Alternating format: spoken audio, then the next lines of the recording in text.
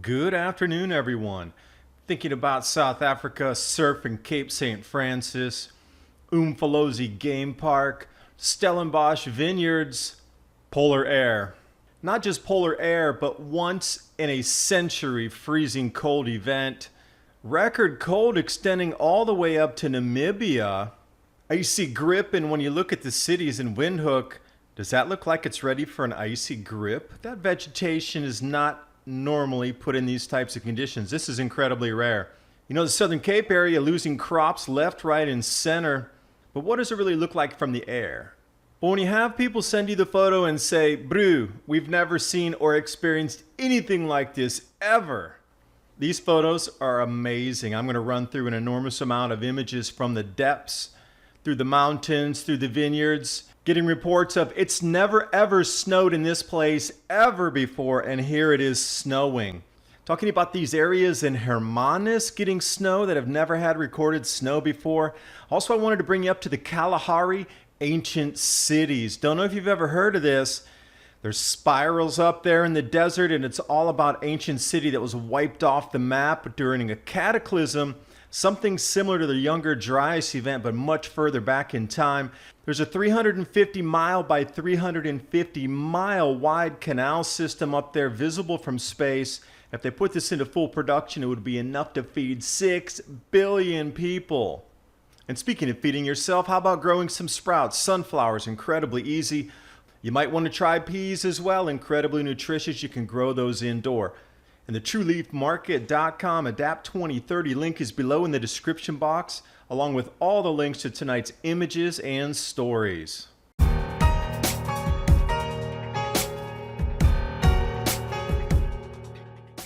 We're going to talk about Southern Africa.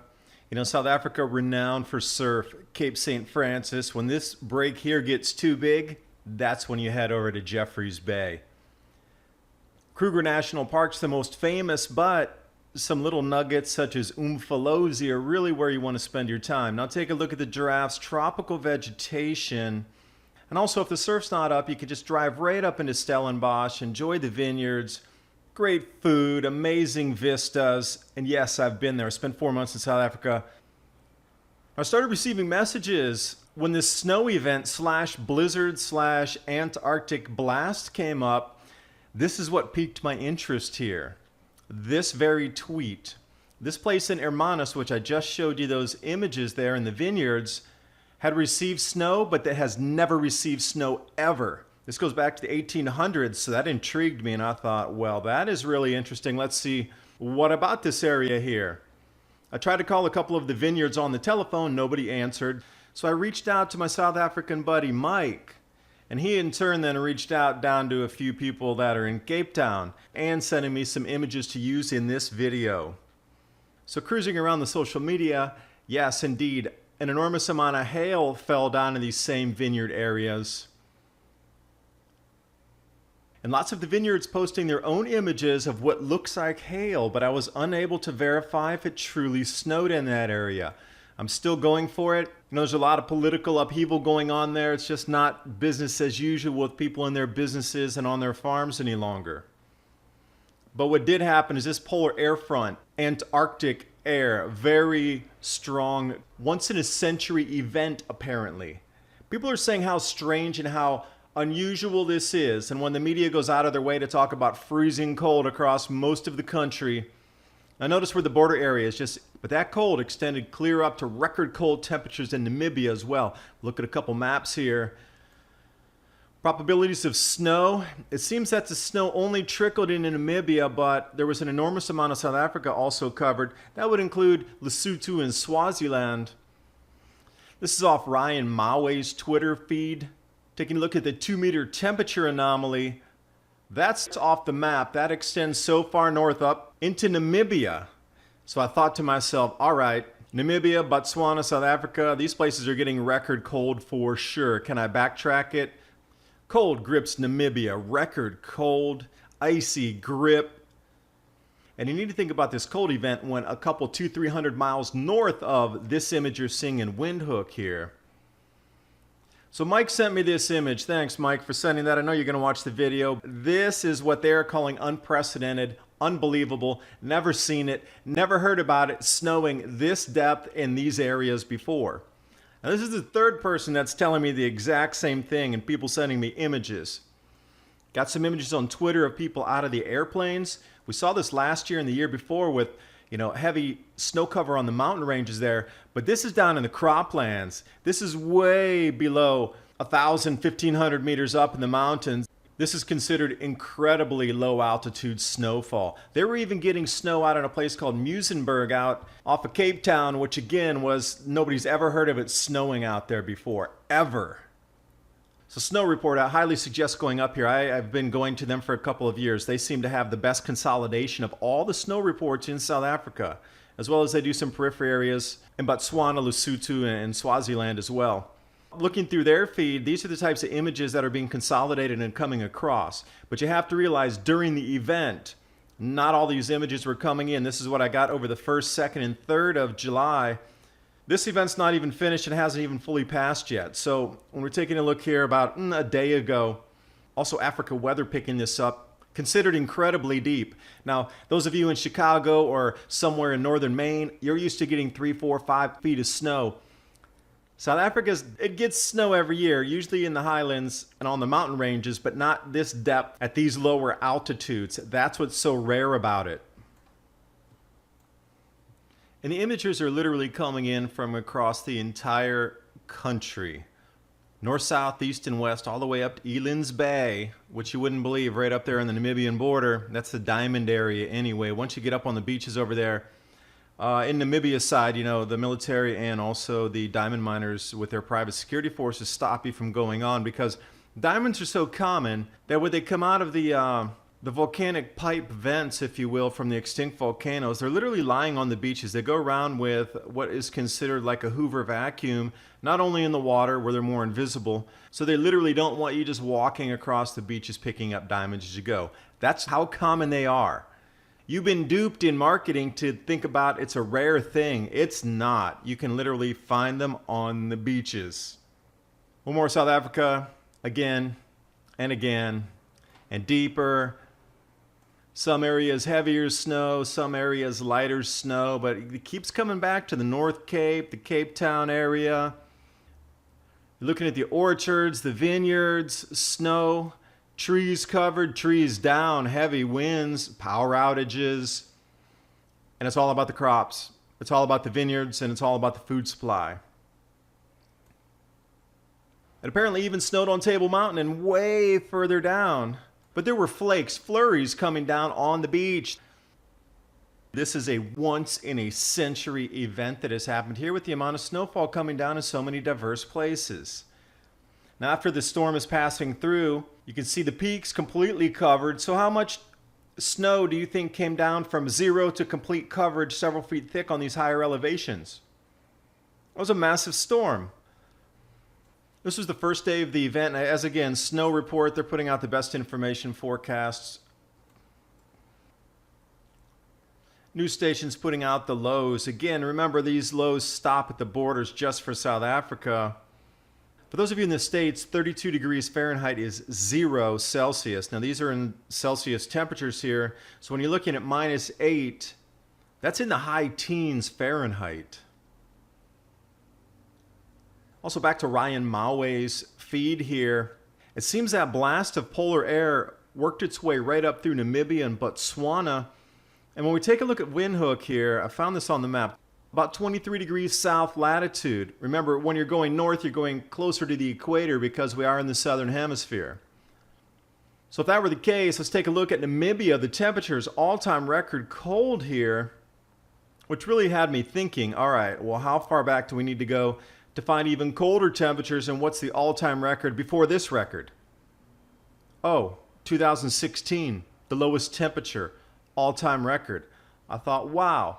That's showing a trend. So we had the all-time cold record in 2016, but it was eclipsed and even colder, this all-time record cold record that just snapped that 2016 record.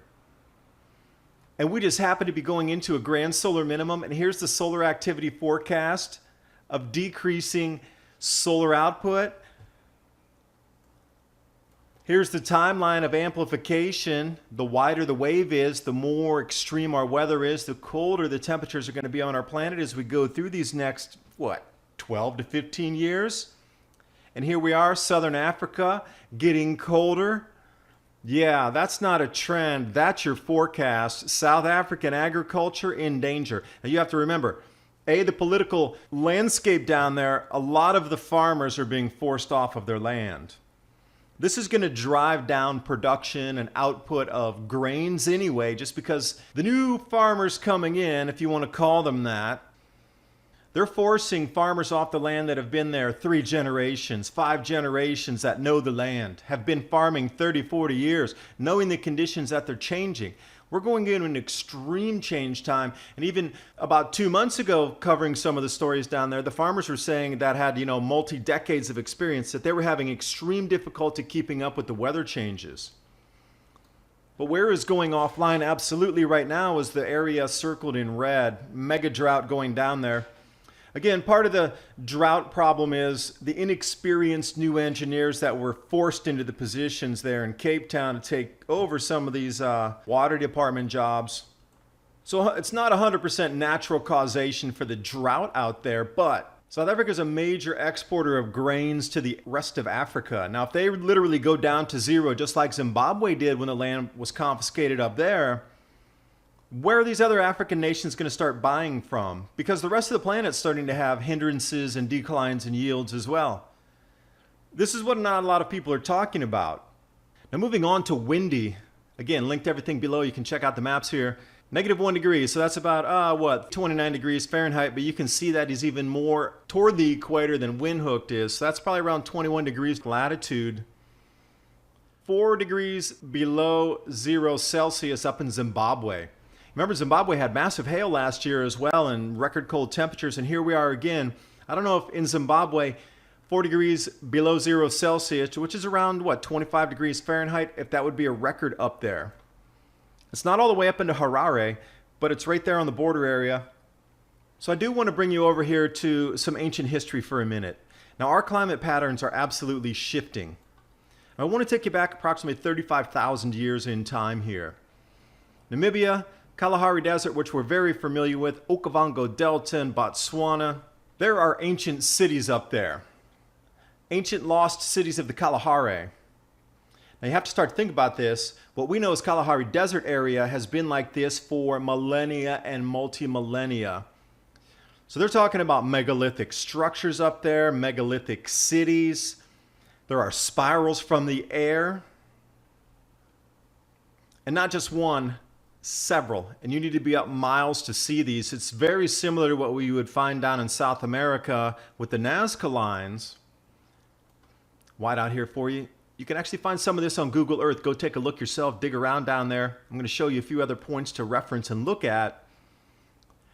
There's definitely a forgotten piece of our history down there. Now the story goes something like this. We're taking a look at Southern Africa and you see it's green, green, green, and then suddenly it turns into that barren, brownish kind of discoloration in the southern part of Africa, and people are asking really why, because the temperatures are right there to be able to grow anything, but the rainfall patterns are shifted off a little bit, turns into a desert.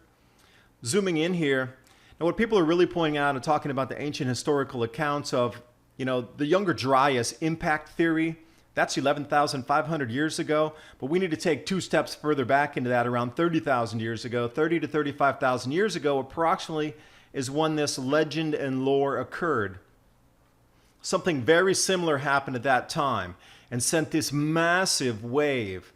And whatever it was, that comet that plunged into the ocean or whatever impact there was, sent this gigantic multi-thousand-foot wave that rolled in over the western part of Africa down there. And where you see it gets really light and tan, that's how far the water came inland. And wiped out those cities, those ancient Kalahari cities. Now to add intrigue into this as well, there is a massive canal system up there that is 350 miles by 350 miles for the breadth and the scope of this. It actually drains part of the Okavango Delta using this drainage system naturally, and as the water flows through these canals, it exits back into the Okavango drainage basin.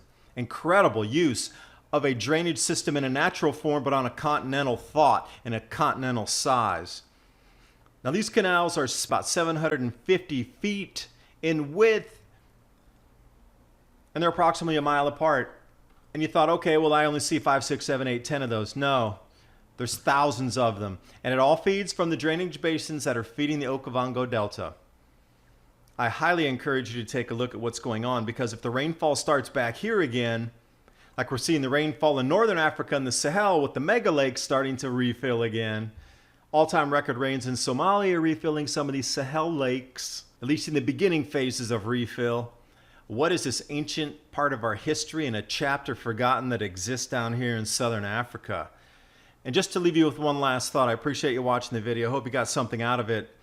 Doing the calculations on this 350 miles by 350 miles of canal systems and raised beds in between where agriculture supposedly took place, this would be enough to feed 6 billion people on our planet. And I need you to come at it with an open mind. If this was built out to feed 6 billion people that were here 35,000 years ago, what type of logistics systems were there in play? And where were they delivering all this food to? There were not 6 billion people living in that local regional area in Africa. That's an impossibility. How were they able to take this food, let's say, to North America? How would they be able to take this food over to Australia? You know, there are definitely missing gaps and pieces in our ancient history. Ancient legends always talk about it. We always dismiss them as being just hocus pocus. But here we have on the ground a system designed to grow food for 6 billion people. That's not some random legend that came out of nowhere. Here it is live in front of you.